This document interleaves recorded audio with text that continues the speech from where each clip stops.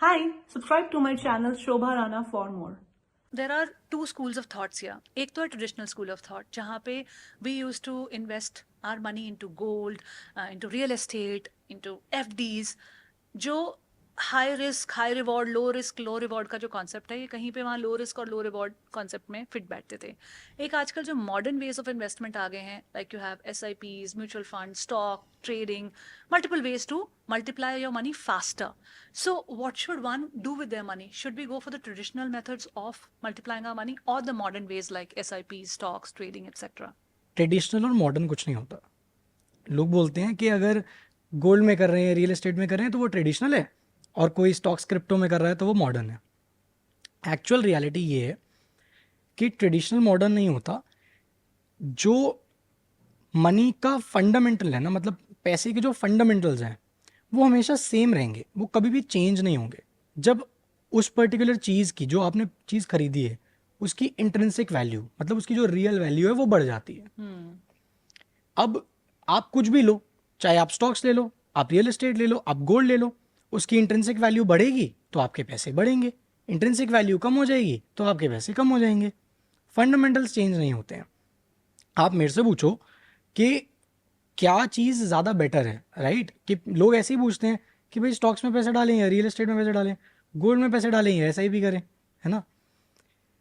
ये बहुत सब्जेक्टिव चीज़ है. ये डिपेंड करता है आपकी रिस्क एपेटाइट पे. आप में दम कितना है, आप में कितना दम है झेलने का, आपकी एपेटाइट कितनी है, कितना एब्जॉर्ब कर सकते हो आप. अगर मान लो मेरे पास 1 करोड़ रुपए पड़ा हुआ है, मेरा 10,000 का नुकसान हो जाए, मुझे कोई फ़र्क नहीं पड़ेगा. किसी के पास 20,000 रुपये पड़ा हुआ है, उसका 10,000 का नुकसान हो जाए, उससे बहुत फ़र्क पड़ेगा. एक एग्जाम्पल दे रहा हूँ. दो अलग अलग लोग हैं, दोनों लोगों का रिस्क एपेटाइट अलग अलग है. तो कौन सी इन्वेस्टमेंट सही है या कौन सी गलत है, ये डिपेंड करती है कि आपका रिस्क एपेटाइट कितना है, और दूसरा आप किस चीज़ में बिलीव करते हो. कोई हो सकता है हमारी फैमिली में जो गोल्ड में बहुत बिलीव करता हो, पर कोई हो सकता है जो बोलेगा कि मैं तो गोल्ड में बिलीव ही नहीं करता, मैं तो रियल एस्टेट में बिलीव करता हूँ, या मैं तो स्टॉक्स में बिलीव करता हूँ. तो ये बहुत सब्जेक्टिव चीज़ है. इसमें यहाँ पे ना कुछ ब्लैक एंड वाइट नहीं होता. इन्वेस्टमेंट्स में, मनी में there is no black and white. There is always grey.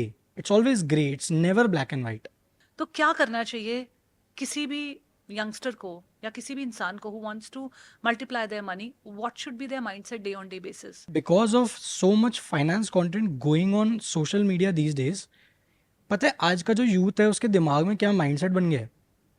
Mindset ये बन गया है कि मुझको करोड़ों चाहिए, मुझे अमीर बनना है और मुझे जल्दी अमीर बनना है, मुझे वेट नहीं करना है. अच्छा, कुछ लोग हैं जिनको ये है कि मैं SIP करूँगा या मैं स्टॉक्स में पैसा डालूंगा and I will become very rich, मैं बहुत वेल्दी हो जाऊँगा. ये झूठ है, ऐसा नहीं होने वाला. आपको ये सिखाया जाता है कि आप हर महीने 5,000 की SIP करो, आप करोड़ों कमा लो. कोई भी फाइनेंस क्रिएटर जो आपको आकर ये बोलता है ना कि अगर आप 20 साल की उम्र में SIP करना शुरू करते हो तो 40 साल की उम्र में आपके बैंक अकाउंट में करोड़ों रुपए होंगे. आप बस एक बार, अगर आपको कभी भी मौका मिले उन फाइनेंस क्रिएटर्स से मिलने का, अगर मेरे को भी कोई देख रहा है और मेरे से भी मौका मिले तो पूछना ज़रूर, आपने SIP कौन सी उम्र में की थी. मैं आपको लिख कर दे सकता हूँ कि कोई भी ऐसा क्रिएटर नहीं है जिसने 20 साल की उम्र में शुरू किया हो. लेकिन आज you will see most of the creators are very wealthy. Reason है उसका क्या है, उनकी इनकम बहुत ज़्यादा है. आप ये समझने की कोशिश करो. आप इन्वेस्टमेंट करके तभी अमीर बन सकते हो जब आपके पास इन्वेस्ट करने के लिए पैसा है. इन्वेस्ट करने के लिए आपके पास कैपिटल होगा तो आप अमीर बनोगे.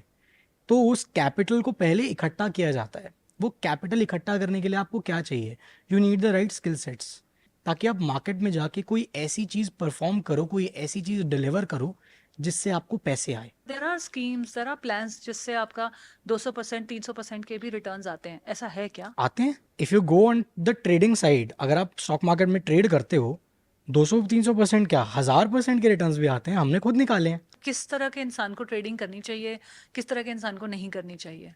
ट्रेडिंग करने के लिए आपको बस एक चीज़ की ज़रूरत है, डिसिप्लिन.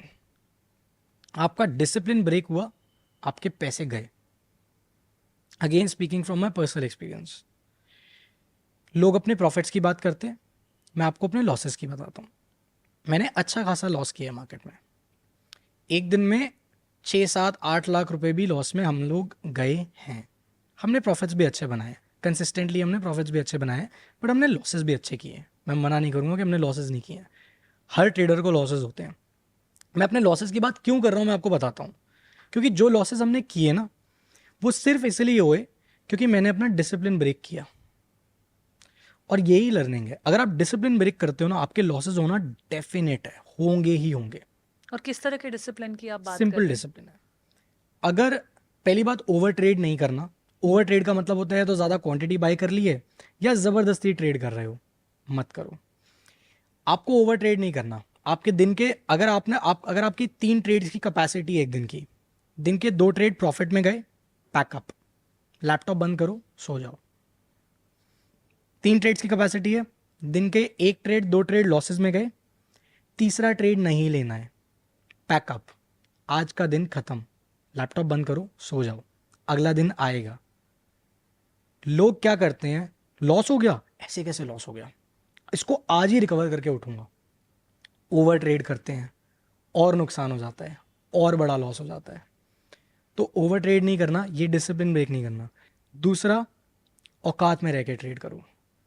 जितना लॉस आप एक्चुअली में बेयर कर सकते हो ना, सिर्फ उतना ही लॉस बेयर करो, उससे ऊपर जाने मत दो अपने लॉस को। स्टॉप लॉस यूज़ कर लो, या फिर आप उतनी क्वांटिटी बाय ही मत करो जितनी क्वांटिटी आप संभाल नहीं सकते हो। जस्ट बिकॉज आपको कॉन्फिडेंस आ रहा है, मत करो। Third, stay away from greed. जब आपको प्रॉफिट दिख रहा है ना, मैं आपको अपना एक एनेक्डोट से समझाता हूँ, अपने एक रियल एग्जांपल देता हूँ। कुछ ही दिन पहले की बात है, हमें 3 लाख रुपए का प्रॉफिट दिख रहा था। पता है हमने वो प्रॉफिट बुक नहीं किया, और उस दिन जब वो डे क्लोज हुआ तो कितने लॉस पे क्लोज हुआ था, 1,70,000 रुपए के लॉस पे क्लोज हुआ था। जब प्रॉफिट दिख रहा था तब प्रॉफिट बुक नहीं किया, तब लगा कि और तब ज्यादा लगा बढ़ कि जाएगा। और बढ़ जाएगा और बढ़ जाएगा, लालच। ये तो बढ़ ही रहा है, मेरा ये ग्राफ तो बढ़ बढ़ी जा रहा रहा है, है। ग्रीड। आप समझो, आपने अपना एंट्री और एग्जिट डिसाइड कर रखा है ना, आप उस डिसिप्लिन को ब्रेक मत करो। अगर आपने ये डिसाइड किया हुआ है कि मैं 300 पॉइंट पे एंट्री ले रहा हूँ, मैं 300 के प्राइस पे एंट्री ले रहा हूँ, मेरे को 350 पे एग्जिट मारना है, वो चाहे 500 जाए, 600 जाए, 380 जाए, कितना भी जाए, आपको फर्क नहीं पड़ना चाहिए। आपको फर्क नहीं पड़ना चाहिए। आपने डिसाइड किया है ना कि 300 में घुसा हूँ, 350 पे एग्जिट है, 350 पे एग्जिट है। आप परसेंटेज वाइज कैलकुलेट करो ना। मान लो मैंने 3 लाख रुपए से मैं ट्रेड कर रहा हूँ, 30,000 का प्रॉफिट मेरे को दिखाई दे रहा है मेरा हो रहा है, क्यों नहीं एग्जिट कर रहे हो आप? क्योंकि आपको लालच आ गया है, अरे 50 हो जाएगा, 60 हो जाएगा, 1 लाख हो जाएगा। क्योंकि आप उसको ना रिटर्न्स के नंबर में कैलकुलेट नहीं कर रहे हो।